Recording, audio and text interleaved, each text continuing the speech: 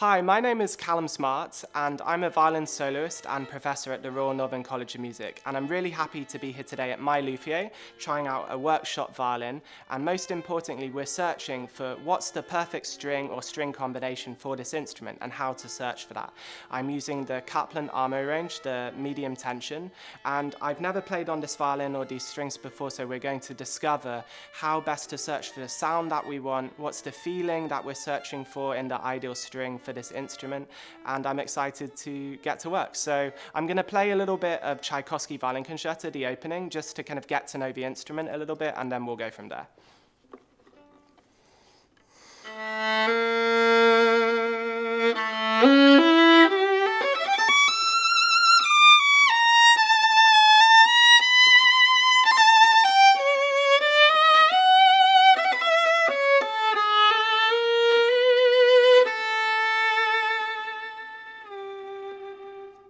Great, so one thing that I'm doing often when I'm trying out a new string is I'll play one melody, maybe 4 or 5 times in a row. So I'm actually going to go ahead and do that again.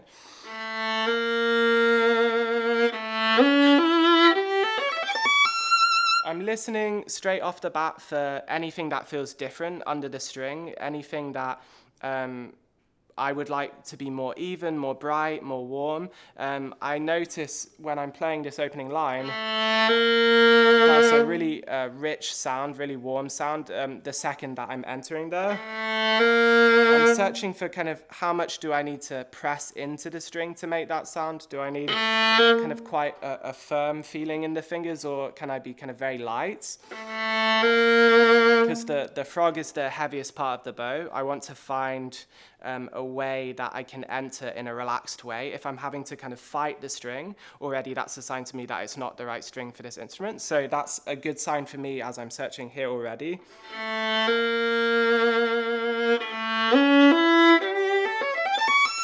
I'm noticing that the E string, for instance, has a lot of brightness already for this instrument. I think it works really well.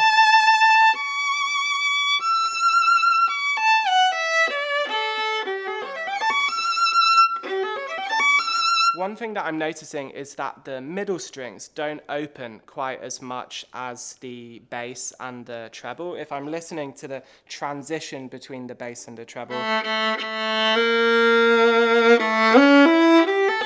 there's a little area in the middle there that isn't quite working for this instrument. I have to be a little bit more delicate with the bow pressure than I would ideally like. Again, this is when trying out strings is so personal, because maybe for another player, this wouldn't be something that would be an issue for them. Like if they're using maybe a lot lighter pressure, it's not a concern. If you're really trying to kind of play loudly, maybe you start to hear this challenge more. So this would be something I would be interested in experimenting. Perhaps another type of string, another tension of the string. Is there a different tension of the string that would allow me to transition in a different way? It's quite hard to do this when you're by yourself, so I'd always recommend bringing people on board this journey, people that can listen on the other side. But one thing that I'm really thinking about is, do I think this sound is projecting? Do I think this sound is carrying? Because if I'm playing in a concert hall, I can't be dependent on what I just hear under my ear, but I have to almost predict what it's going to sound like on the other side. For me, there are a few areas that are telling, or that I'm looking for when I'm pursuing this. I'm listening for the resonance of the string. It was almost like a wah, wah, wah, wah, wah. You can hear the overtones of the string. Does it vibrate? Does it resonate after I finish playing?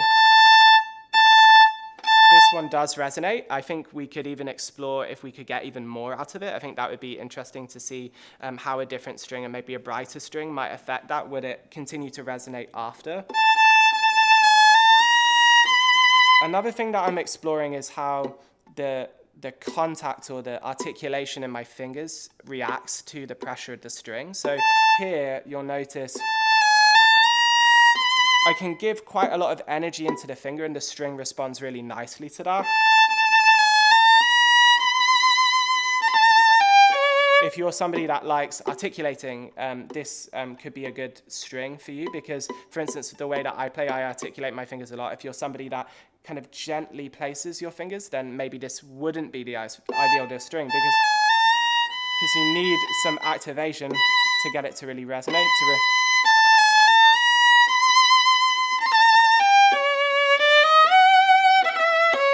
So the other thing is, as you're going to different strings, you need different amounts of contact in your fingers. So that's really important when you're exploring different strings. When I'm on the G string, in general, I need a lot more pressure or contact. I'm noticing that on this string, on this instrument, I need a lot of contact in my fingers. So again, this would be interesting to explore on a different string, like how does that affect when I use a different string?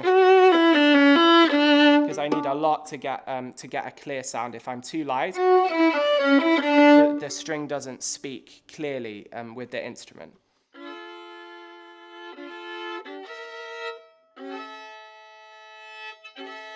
Great, so now we're going to dive in and change up the strings on the instrument. We're going to explore the Kaplan Vivo range, and I think that this is going to be really interesting. We're going to see how does it affect the sound on the instrument and how does it affect the feeling in our hands. So we're now comparing the differences between the Amo set and the Vivo set. I think that it's very interesting. There are already certain key differences that we can talk about and discover. So one thing that I'm noticing is that in the transition part of the instrument from the D to the A to the E, it's a lot smoother with the Vivo range on this particular instrument. I'm noticing that with the Amo range, there was a little bit of a inconsistency with how I was passing through that transition. And again, this is why it's so important to try different strings for different instruments, because with another instrument, perhaps this particular transition would work perfectly with the Amo range and wouldn't work with the Vivo range. So you have to really explore all of the different areas of the instrument to discover what works best. Another thing that I'm noticing is that when I get to the E string, it's a lot brighter. It's a lot more powerful sound on the Vivo range. I can hear the resonance of the string carrying a lot more after the note is finished. That's something that I always test with violins and string. Does the sound continue? In this case, it definitely does. Another thing that I'm thinking about is the pressure that I'm applying from the fingers. I'm noticing that with the Vivo range, that I don't need as much pressure into the string from the fingers. For me, because I'm somebody that likes to articulate heavy, it doesn't make as much difference for me. But if you're somebody that likes to really gently place your fingers down on the string, then the Vivo range might be more suited to you. I don't need to really place them down to get the sound. If I was to do that on the Amo range, it would probably sound something like this. So it's really quite a big difference in terms of finger feel. Another thing that I'm noticing is that the Amo range perhaps had a little bit more richness and warmth on the G string. I'm noticing that the sound is very even, very smooth on this string, on the Vivo string, but I'm not sure that it has the same kind of chocolatey sound that the Amo string had, so I think that that would be an interesting exploration. For instance, if I played Sibelius violin concerto,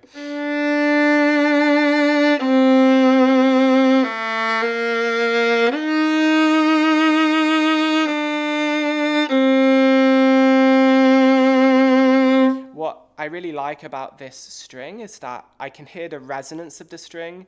It's easy to play. I'm not fighting the string to get a well-projected sound, but I'm missing a little bit that warmth that I think we would find in the Amo set. So these are the sort of things that I'm considering and discovering when I'm trying out strings.